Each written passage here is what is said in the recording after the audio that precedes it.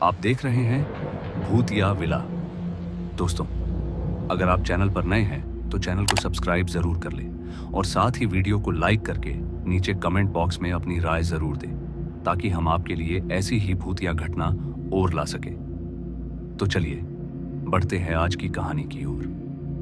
दोस्तों, हमारे आसपास बुरी शक्तियों का वास जरूर होता है, लेकिन कभी कभी कुछ बुरी शक्तियां इतनी खतरनाक होती हैं जिससे हम बच नहीं पाते और वो हमें अपने आक्रोश के चलते वश में कर लेती हैं या फिर हमें नुकसान पहुंचाती है।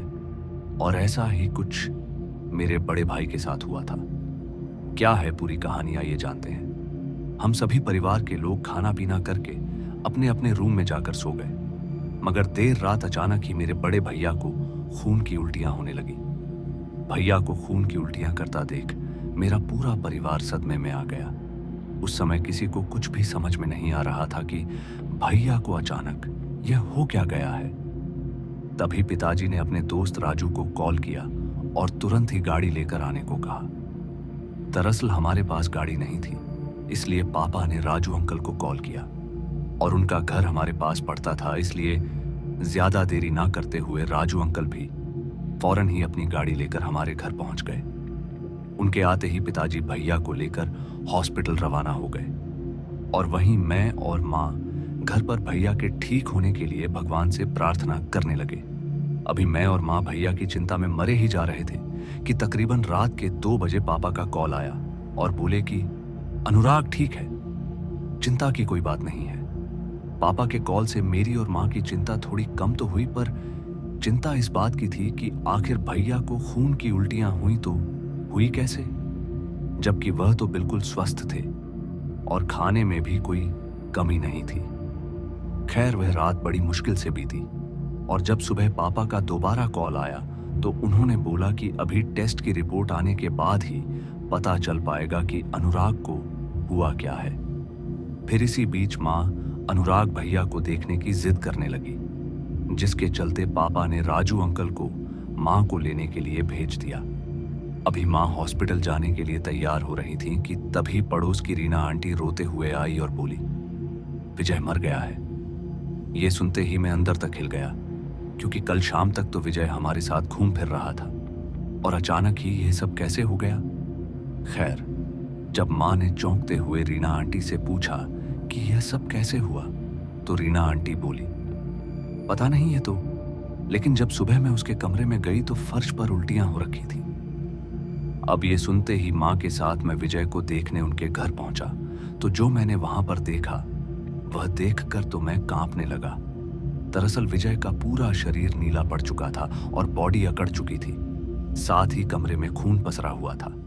विजय की ऐसी रहस्यमय मौत से माँ को अनुराग भैया की चिंता होने लगी, क्योंकि हमें लगने लगा था कि मेरे भैया और विजय की मौत में कुछ संबंध जरूर है, क्योंकि दोनों के केस सेम थे। फर्क सिर्फ इतना था कि अनुराग भैया को वक्त रहते ही पिताजी हॉस्पिटल लेकर चले गए, वहीं विजय को वक्त रहते मेडिकल सुविधा नहीं मिल पाई, जिसके चलते उसकी मौत हो गई। पर असल सवाल यह था कि आखिर इन दोनों को एक ही वक्त पर खून की उल्टियां हुई कैसे। इस सवाल का जवाब अब हमें जल्द से जल्द ढूंढना था, नहीं तो अनुराग भैया पर मौत का साया बना रहता। खैर, इसके बाद मैं और माँ पिताजी के पास हॉस्पिटल पहुंचे और विजय के साथ हुए हादसे के बारे में बताया। सारी बात जानने के बाद पिताजी भी गहरी सोच में पड़ गए। वहीं राजू अंकल भी बिना कुछ बोले ही वहां से चुपचाप निकल गए। फिर इसी बीच जब भैया की मेडिकल टेस्ट की रिपोर्ट आई तो उस रिपोर्ट ने हमें और भी ज्यादा चिंता में डाल दिया, क्योंकि भैया की सभी रिपोर्ट पूरी तरह से नॉर्मल थी। रिपोर्ट के आने के बाद डॉक्टर ने भैया को 2 दिन के लिए हॉस्पिटल में रख लिया, जिसके बाद मैं और मम्मी घर वापस लौट आए। फिर उसी रात राजू अंकल आए और बोले, मुझे मालूम चल गया है कि अनुराग को हुआ क्या है। राजू अंकल के यह कहते ही माँ ने तुरंत ही पूछा, क्या हुआ मेरे बेटे को? जिस पर राजू अंकल ने बोला, कुछ दिन पहले विजय और अनुराग कहीं साथ में गए थे। राजू अंकल के यह कहते ही मैंने फौरन ही बोला, हाँ अंकल, वो तो मेले में गए थे विजय के साथ। राजू अंकल को जैसे ही मैंने मेले के बारे में बताया तो वैसे ही उन्होंने बोला कि वहीं से यह मुसीबत अनुराग के गले पड़ी है। मेले में किसी ने अनुराग और विजय के ऊपर कुछ कर दिया, जिसके चलते विजय मरा और अब अनुराग की जान कभी भी जा सकती है। जैसे ही राजू अंकल ने ऐसा जिक्र किया तो वैसे ही मैंने उनसे सवाल करते हुए पूछा, कुछ कर दिया? लेकिन क्या और कौन किया होगा? जिस पर अंकल ने कहा कि अभी तो मुझे ठीक से कुछ नहीं मालूम, पर कोई तो है जो जानता है और मैं अभी उसके ही जा रहा हूं और तुम्हें भी मेरे साथ चलना होगा। अंकल के यह कहते ही मैं उनके साथ रवाना हो गया। हालांकि मुझे यह पता नहीं था कि अंकल मुझे कहां पर लेकर जा रहे हैं। फिर जब मुझे अंकल हमारे गांव से थोड़ा दूर सुनसान जोहड़ में लेकर पहुंचे तो मैं डर गया, क्योंकि यहां अजीब अजीब सी घटनाएं होती हैं। यहां तक कि अंकल के बड़े बेटे भी देर रात यहां से अकेले आते हुए गायब हो गए थे। कहते हैं यहां सभी नकारात्मक शक्तियों का बसेरा है, जिसका एहसास यहां आते ही हो जाता है। आप जिस वक्त भी यहां आओ, आपको हमेशा यहां ठंड का एहसास होगा।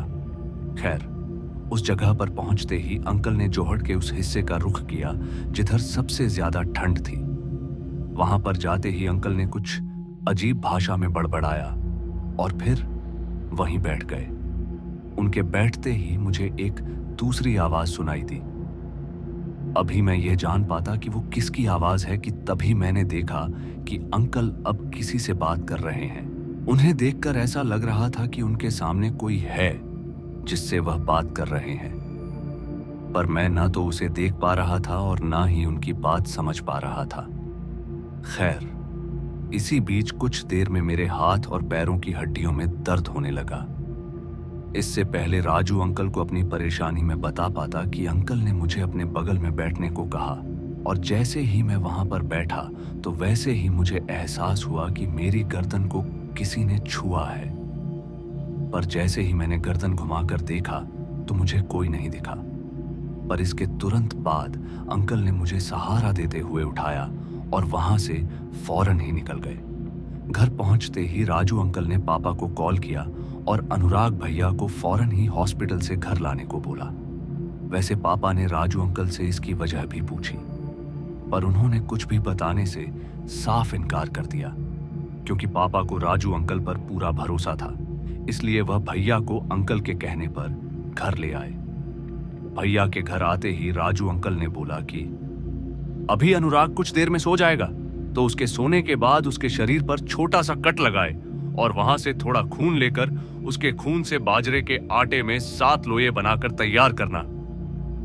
वैसे तो हम में से किसी को भी कुछ समझ में नहीं आ रहा था कि अंकल क्या करने वाले हैं, पर हमने अपनी आंखें बंद करके वैसा ही किया जैसा कि राजू अंकल ने कहा। उसके बाद वह उन लोइयों को लेकर वहां से चले गए, पर उनके जाने के करीबन आधे घंटे बाद अनुराग भैया एक पल को तो उठे, मगर उसके तुरंत बाद बेहोश हो गए। लेकिन हाँ, उनकी सांसें अभी भी चल रही थी। खैर, सुबह होते ही राजू अंकल भी लौट आए और फिर इसी बीच भैया को भी होश आ गया। फिर जब राजू अंकल ने बोला कि अब चिंता की कोई बात नहीं है, तो यह सुनकर सबको बहुत अच्छा लगा और फिर कभी भी भैया को कोई दिक्कत नहीं हुई। मगर राजू अंकल ने क्या किया यह तो हमें नहीं पता, लेकिन हम आज भी उनके शुक्रगुजार हैं और उनका ये एहसान हम उम्र भर याद रखेंगे। तो दोस्तों, आज की इस कहानी में बस इतना ही, और मैं आपका दोस्त जल्द मिलूंगा एक ऐसी ही और डरावनी कहानी के साथ। धन्यवाद।